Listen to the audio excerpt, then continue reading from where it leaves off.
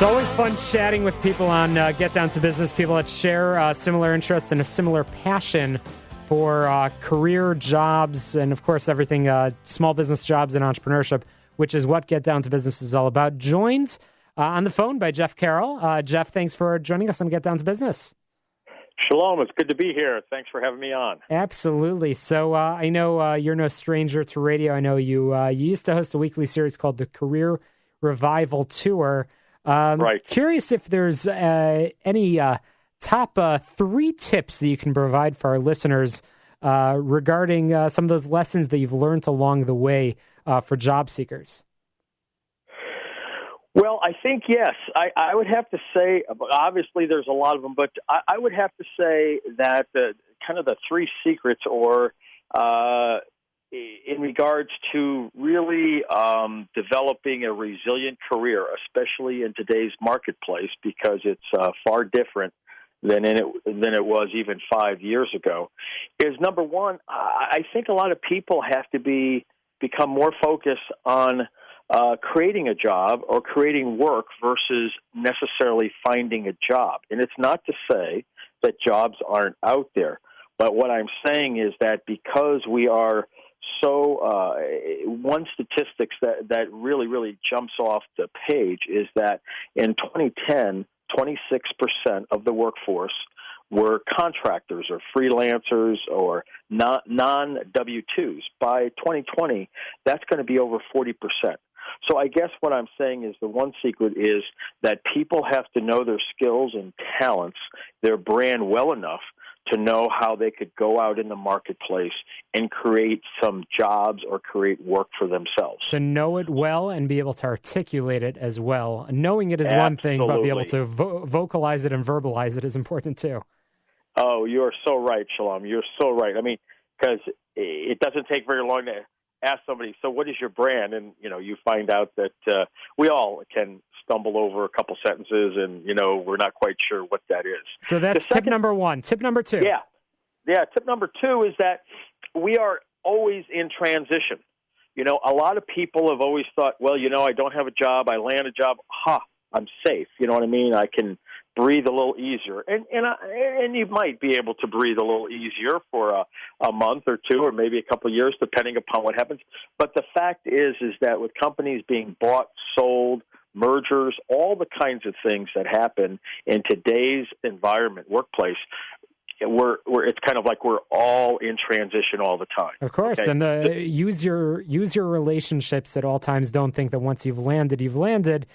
Continue to develop those relationships and keep your resume current. You should always, the second you end up at a company, make sure that you're adding that to the top of your resume. That's so true. In fact, I tell people there's only really 2 sources of job security in our marketplace, and that is 1, your brand, how do you deliver value in the marketplace, and 2, just like you said, Shalom, it's your network. Because that network is going to be so critical. It always has been and it always will be, but I think even more so now. Jeff Carroll, we're chatting once again regarding sort of the continuation of the Career Revival Tour. We're on to tip number 3 for job seekers. Go ahead. Okay, tip number 3 is, and I think a lot of people hear this, but I think it's so true. We have to be the boss of our career. We have to treat our career like entrepreneurs treat their business, because we are our business. I tell people, I am Jeff Incorporated. You're Shalom Incorporated. You have a business that you are trying to continue to grow and develop and expand, and so in so many respects, we have to approach our work as an entrepreneur approaches his or her company. Because so folks in transition are essentially networking for a living. Obviously, their goal is to eventually make a living, but should approach their day just like any sales professional does as well, with that same vigor and intensity. So again, great lessons and tips. But Jeff, as the clock slowly ticks, I want to understand the connection between sort of this career advice, as well as I know you believe that there's a connection with rock and roll songs and lyrics. Tell us a little bit about how you developed that connection. Yes.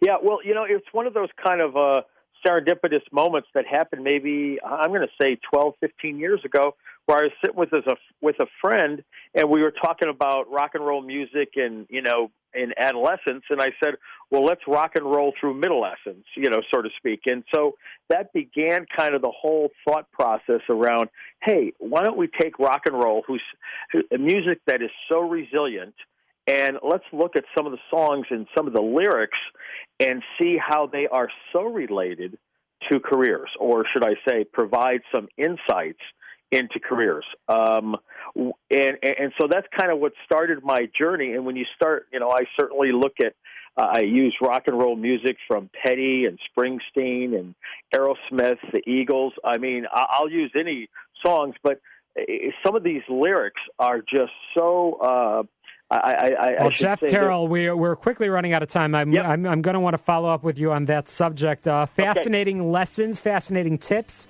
and certainly interesting connection between rock and roll and the job search. Jeff, if our listeners want to contact you to learn more, how can they reach you? Yeah, they can reach me at jeffcarroll16 at Gmail. jeffcarroll16 at gmail.com. We appreciate your tips. Really, really spot on for the job search. We're going to continue that discussion with recruiter Linda Nichols of IMC Solutions after the break.